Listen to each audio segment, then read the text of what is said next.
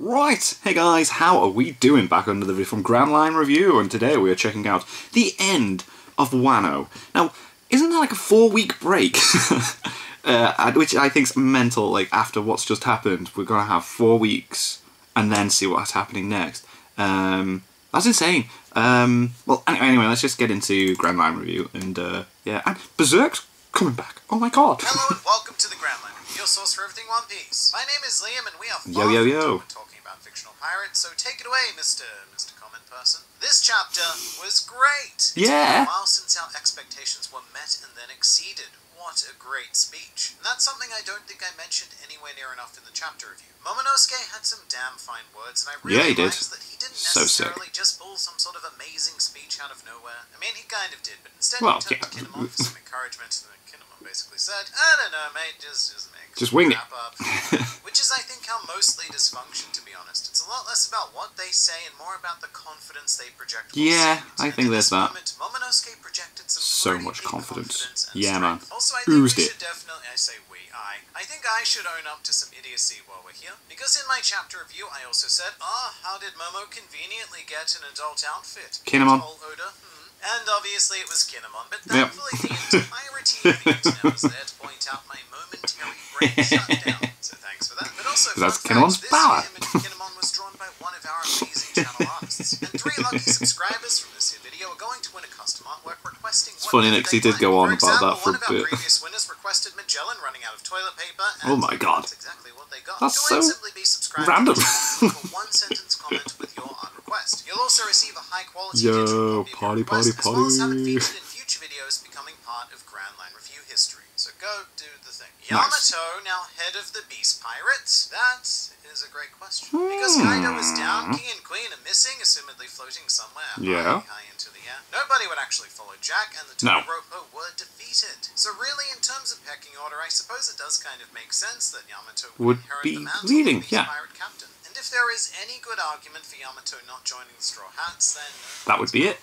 I suppose, yeah. Would instead choose to lead this force of roughly 20,000 people, animal things, and become more of a Grand Fleet-style ally. I don't personally think so, but it's a good question to ask. It's a possibility, isn't it? This army of, again, 20,000 pirate animals. Do they just disperse, or does someone keep them together? Much like how Marco kept the Whitebeard pirates together until he didn't, because a rotund man beat up the birdie. I love how it started with Otama and ended with Otama. Even in these massive arcs, it's the little guys that matter the most. Love it. Always, and I think that's something that this fan base can forget from time to time. Kingdom arcs are almost never about the Straw Hats. They're about whatever citizens in the kingdom. Yeah, the place, the area, Whether it's a Vivi, a Shirahoshi, a Rebecca, or a Tama, that's what it comes down to. And I think it was quite a nice bookend happening here, because Tama was, of course, the first person that Luffy met on Wano. So for her to be one of the final emotional conclusions, quite nice, to this whole wraps it up, doesn't it? Satisfying to me. Interesting to know that Tama's DF has a time limit. Just means the base form of the DF is not as broken as I thought it was. I don't think it was ever quite as broken as it seems. It's just a fruit that was used in this perfectly sculpted situation. When it comes down to it, if Kaido's crew wasn't filled with all sorts of fun furry animals, then Tama would have been very little to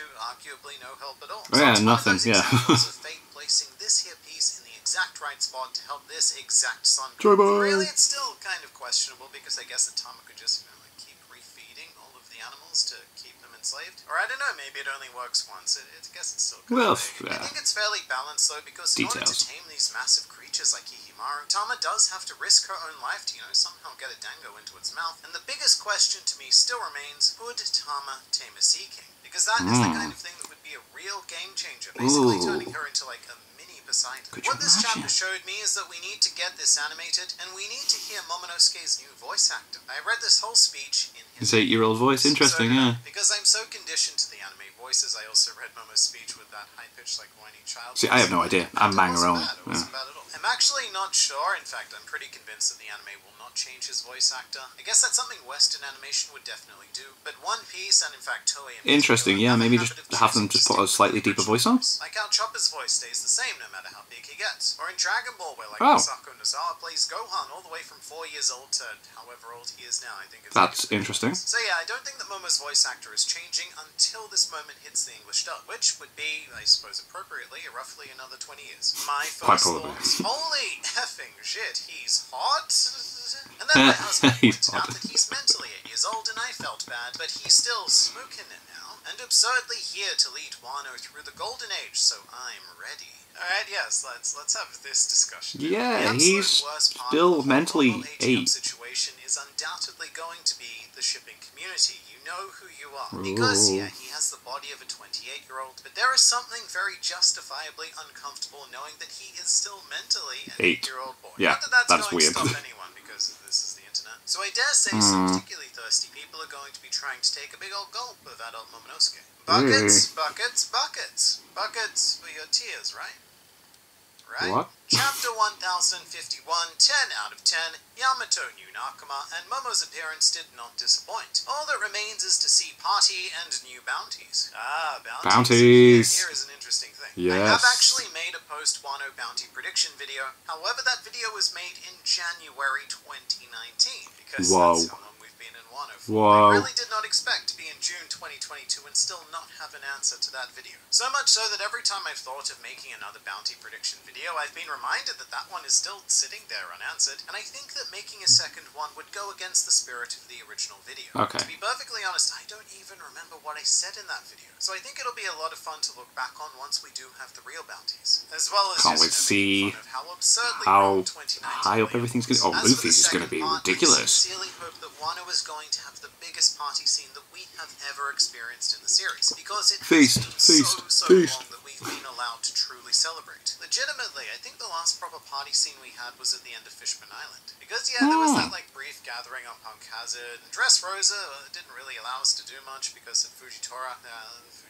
Then Whole Cake Island had no reason to celebrate because everything was... A big celebration, so we are anyway. in dire need of just a nice classic party. I feel like this chapter really was the cherry on top of this amazing arc. No action was needed, just serious, simple ending. So that was a feeling I had, but I didn't really solidify it until I saw this comment. We've been focused on chapters with non-stop action for going on 2 For a years while, now. So yeah. it actually struck me Ages. as kind of odd that we have this chapter that didn't even contain a hint of punch fighting, fight battling, or even battle punching. My god, no battle punching at all. Still and serene. And that's why it stood out to me more so than any other chapter of the last 2 years. It was literally just people standing and talking and, like, feeling, and it was great. Because Oda is, of course, a full-spectrum writer. So it's nice to experience a serving of One Piece that allows him to do something without action being involved. I predict that we will get a cover story about Speed's adaptation to motherhood. Oh yeah, that'd be pretty cool to see. I mean, we've got the German 66 cover stories at the moment, haven't we? I actually think that would be quite fun. But also maybe a Momonosuke cover story, based on the daily struggles of an 8-year-old trying to rule an entire country. That would be good to see as well, yeah. My prediction is that the next cover story is almost certainly going to be another installment of Decks of the World. People from all over reacting to the news that Luffy has beaten 2 emperors. And scarily enough, it might be our last global check-in before the end of One Piece. Because I imagine that once Luffy becomes Pirate King, we'll get literally everyone's reaction, whether it's in the series or through the cover stories. But this right here is the penultimate step to that. After that, though, it's definitely a Wano cover story. Because we're doing aren't we going into the final story arc now? To be next in line, maybe. And actually, there is such a wide array of choices for that story. I could even see a situation where we follow a newly formed crew of Smile users setting sail from Wano. Maybe, that would be interesting. Failing to interact with the world, ideally led by Fortrix and Hamlet. But that is just my personal preference. For some really hype cover story now, just imagine a situation where the first page is nothing but a sea of magma, and some writing saying,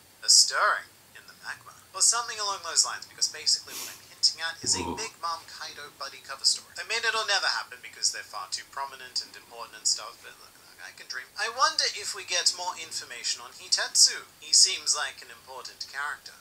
Yeah, he does, doesn't he? In case anyone doesn't remember, Hitetsu actually crafted the Ami no Habakiri that Momonosuke currently holds, as well as Zoro's Sandai Kitetsu. And his ancestor made the Nidai Kitetsu, so I'm very curious about what's going to happen with that. It seems like Zoro is likely to leave Wano with Enma. However, I wonder if there will be some sort of future situation where Zoro will lose a sword, perhaps even 2 swords. And then during or just before the final battle, Hitetsu appears, offering the Nidai Kitetsu alongside Zoro's Sandai Kitetsu. And then maybe, just maybe, the Shodai Kitetsu as well. Mostly so that we can finally see the full set of cursed blades in action. Yeah, have them all. I read it in the bathroom at work and had to make it look like I wasn't crying before coming out. Lamau. Alright, so I empathize with this so much. Because I remember reading The End of Whole Cake Island whilst I was doing the bump-in for a theatre show. I read it on my break, and it was something like very somber and dire and kind of depressing, because for the first time in One Piece it felt like we did not in any way win. So I came out of that a bit shell-shocked, and all of my colleagues were actually asking me if I was alright. And I don't know, like, how do you tell people that my fictional pirate crew failed to overcome an obese, cake-obsessed woman with Disney powers? You don't. You just say, yes, I'm all good.